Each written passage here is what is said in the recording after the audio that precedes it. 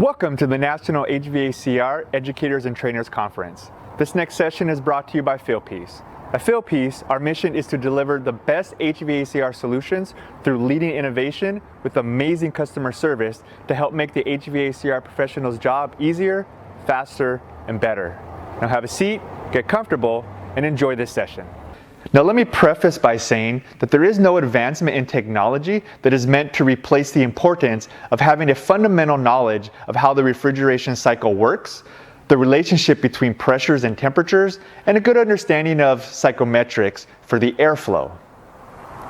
However, once that foundation has been laid, introducing advancements in technology to your student or to the technician will only allow them to become a more effective troubleshooter.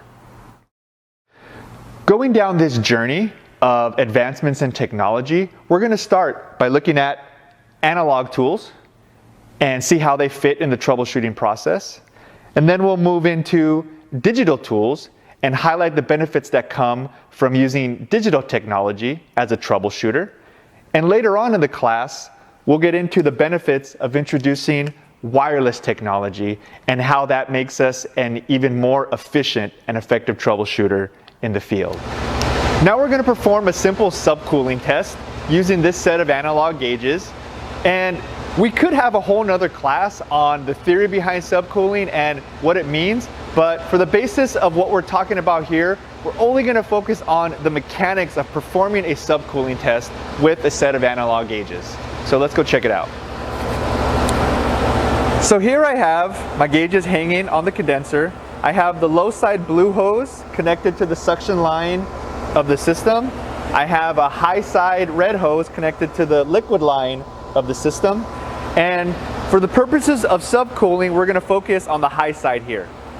So keep in mind that in order to perform a subcooling test, I need three different measurements. I need a pressure coming from these hoses onto this gauge. I need a saturation temperature, and I need a line temperature. So first we'll start with the pressures here. So on the high side, it looks like I am registering somewhere around 225 or 230 PSIG. So what I'm going to do is I'm going to need to write that number down. So let's just say it's approximately 230, okay? And now I'm going to use that pressure to get a saturation.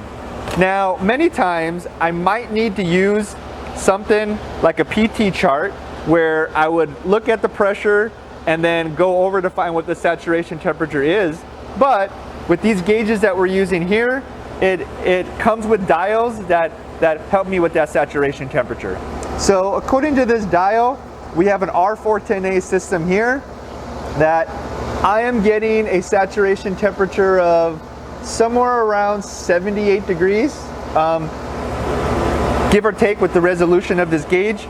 So I'm going to write down here for further purposes 78 for my saturation temp.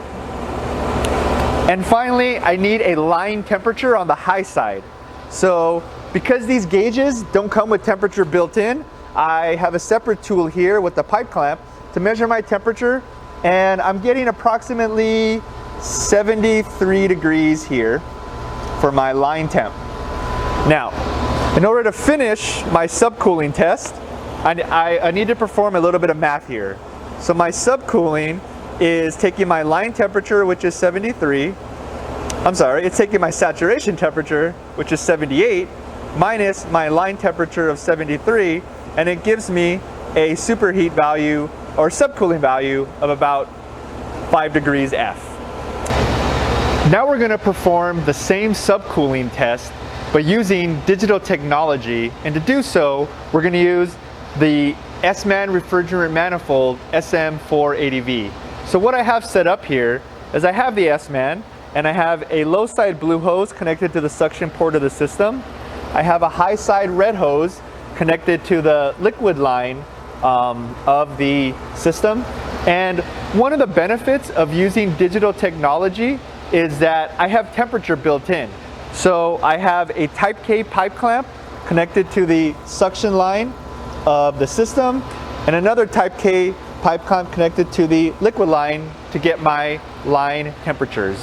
So let's take a look at what we got here on the screen.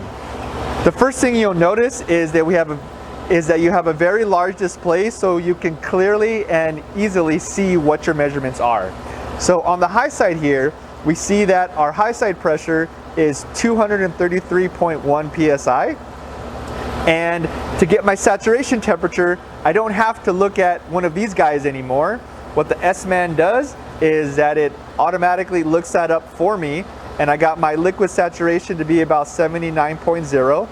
And my Type K pipe clamp thermocouple is showing me that the temperature of the liquid line is about 73.2 degrees. Now, the S-Man also performed the calculation of the subcooling for me by taking the saturation temperature minus this line temperature and showing me my subcooling of about 5.8 degrees. So we can clearly see that the benefits of using digital technology in the troubleshooting process is I get a clearer, more accurate, higher resolution measurement. I get calculations done for me automatically, and that saves me a lot of time and prevents the possibility of human error in the math. So once your student has demonstrated the ability to perform these types of calculations and measurements using analog tools, introducing them to digital tools will only help them become a more effective troubleshooter.